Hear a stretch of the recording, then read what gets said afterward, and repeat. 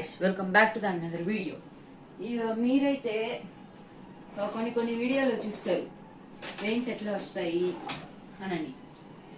Veins కొంతమంది gripper వాడతారు చూడండి, ఇది మాత్రం వాడకూడదు. ఎందుకంటే ఈ గ్రిప్పర్ వాడితే మన వెయిన్స్ అంటే వీక్ అయిపోతాయి. వెయిన్స్ ఎట్లా రావాలంటే మనం ఇంత కొంచెం లావుగా ఉండాలి. నేనైతే బోన్ వెయిట్, సో నేను 41 kgs ఉంటా, బట్ ఇట్లానే కనిపిస్తా. సో మీరేం చేయాలంటే ఎవరైతే బ్లడ్ వెయిట్ ఉంటారో వాళ్ళు ఒక 40 to 45 kgs ఉన్నప్పుడు లైక్ నేను ఇట్లా బ్యాగ్స్ ఎత్తుతాను కదా గైస్, అట్లా మీరు ఒక స్టార్టింగ్ 2 kgs 4 kgs 6 kgs అట్లా ఎత్తారు అనుకోండి గైస్, అప్పుడు మీకు ఒక మజిల్ ఒక షేప్ ఒకటి వస్తుంది. అంటే మీరుండే లావుకి ఇట్లా ఉంది కదా, మీరు లావు అంటే ఒక షేప్ వస్తుంది. ఆ షేప్ వచ్చింది అనుకో, ఆటోమేటిక్గా మీకు వెయిన్స్ వస్తాయి. అంటే మీరు చేసే వర్కౌట్, మీరు చేసే హార్డ్ వర్క్కి అట్లా మజిల్స్ వస్తాయి.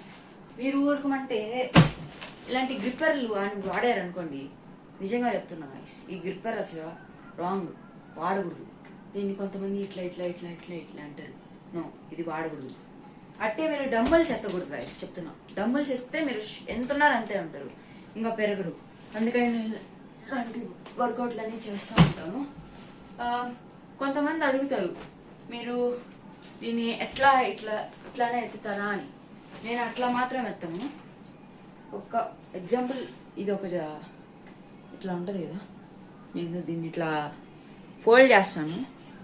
ఫోల్డ్ చేసి బ్యాగ్ ఇది ఉంది కదా, బ్యాగ్ దీంట్లో పెడతా, చూపిస్తాను.